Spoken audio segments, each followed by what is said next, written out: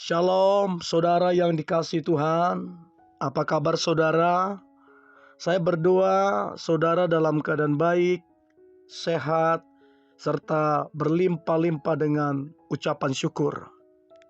Firman Tuhan datang kepada kita. Tuhan dapat memakai hidupmu secara ajaib. Sebelumnya marilah kita berdoa.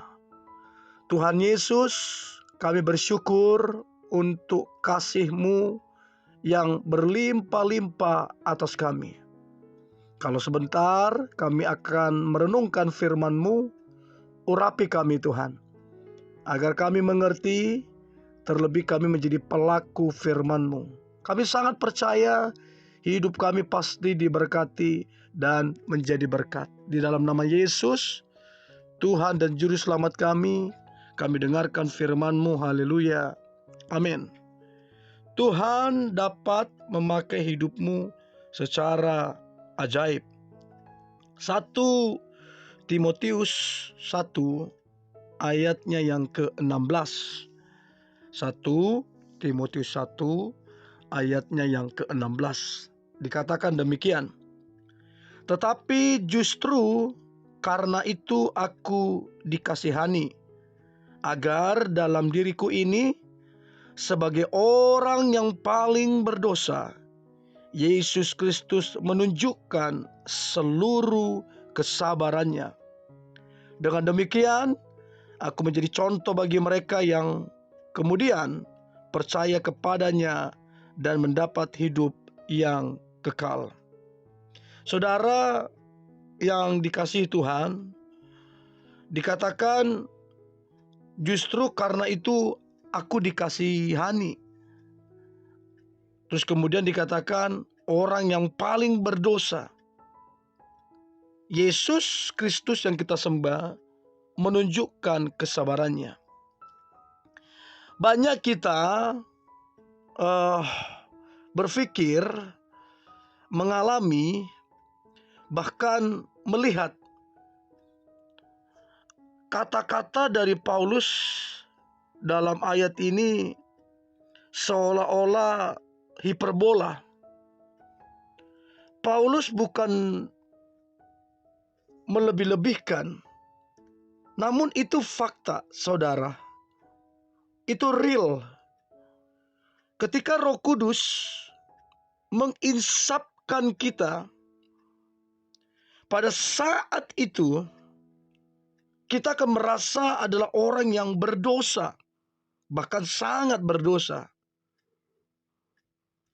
Keyakinan ini adalah hal yang sangat terasa.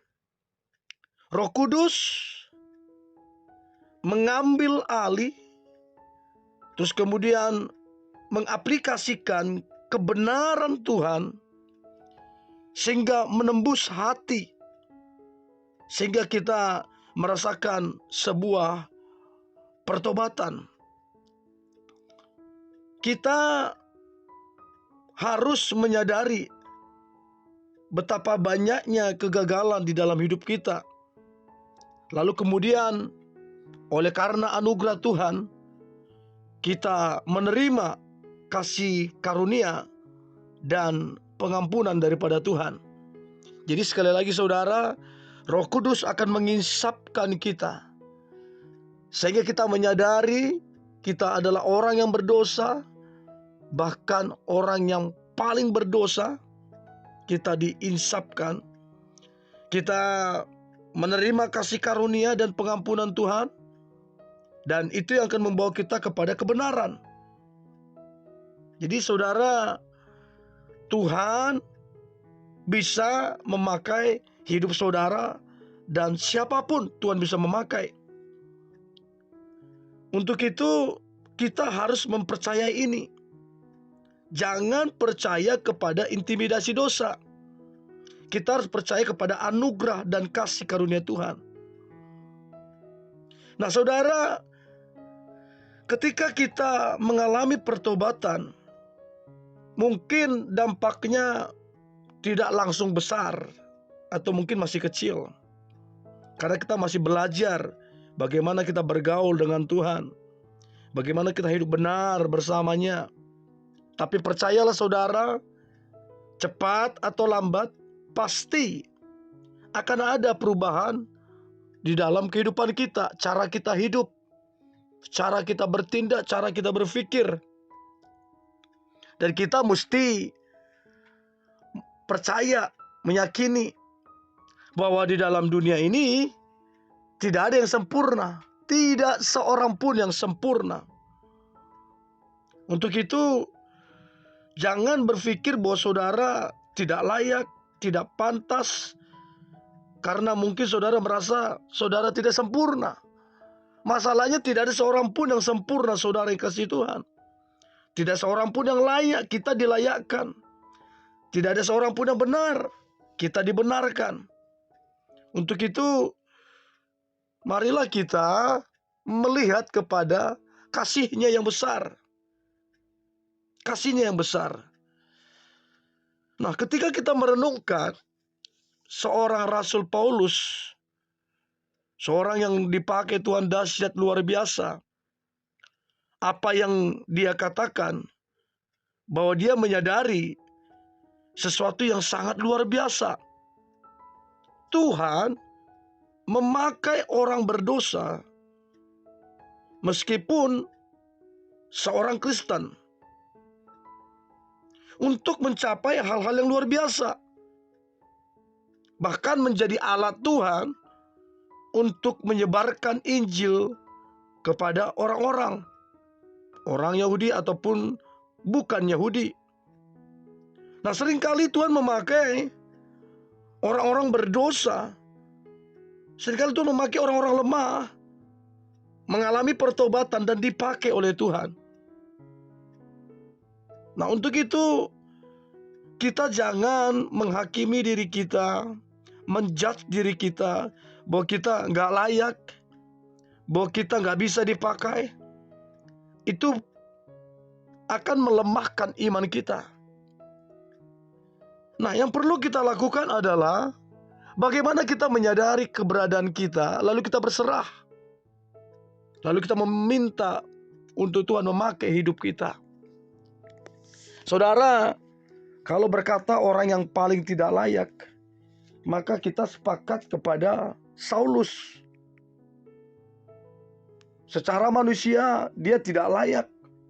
Bagaimana dia memburu orang-orang Kristen, lalu kemudian dia menganiaya, bahkan tidak sedikit yang dia bantai. Lalu kemudian apakah seorang Saulus tidak pantas menerima anugerah Tuhan? Tidak pantas dipakai Tuhan? Buktinya hampir 3/4 bahkan lebih perjanjian baru ditulis oleh Paulus yang tadinya adalah Saulus.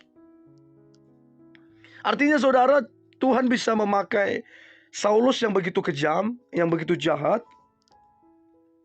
Kalau Tuhan bisa memakai Saulus menjadi Paulus, dan saya percaya saudara pun bisa dipakai Tuhan. Mungkin saudara berkata, aku tidak layak. Saulus juga tidak layak, saudara. Mungkin saudara berkata, aku tidak pantas. Saulus pun harusnya tidak pantas. Tapi ini bukan bicara tentang layak tidak layaknya, pantas atau tidak pantasnya. Ini berbicara tentang respon kita. Kita mau merespon tidak panggilan Tuhan? Kita mau merespon tidak kasih karunia Tuhan? Nah, kalau kita merespon, kita akan melihat bagaimana Tuhan akan membuat perubahan dalam hidup kita. Bagaimana Tuhan akan memakai hidup kita. Bagaimana Roh Kudus akan menuntun kita dari satu pengalaman kepada pengalaman yang ilahi. Dari satu kemenangan kepada kemenangan yang lebih besar. Dari satu kehidupan yang ajaib kepada kehidupan yang semakin luar biasa. Karena apa? Kita ada dalam pemakaian Tuhan. Untuk itu saudara, Tuhan rindu memakai hidup saudara.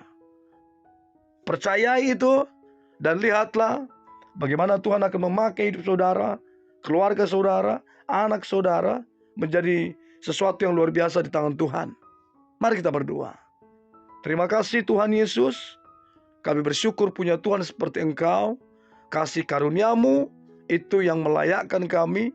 Kasih-Mu yang berlimpah itu yang memakai kehidupan kami. Kami berserah, kami percaya, dan kami pasti dipakai Tuhan untuk hormat dan kemuliaan nama Tuhan. Dalam nama Tuhan Yesus, kami berdoa dan mengucap syukur. Haleluya. Amin.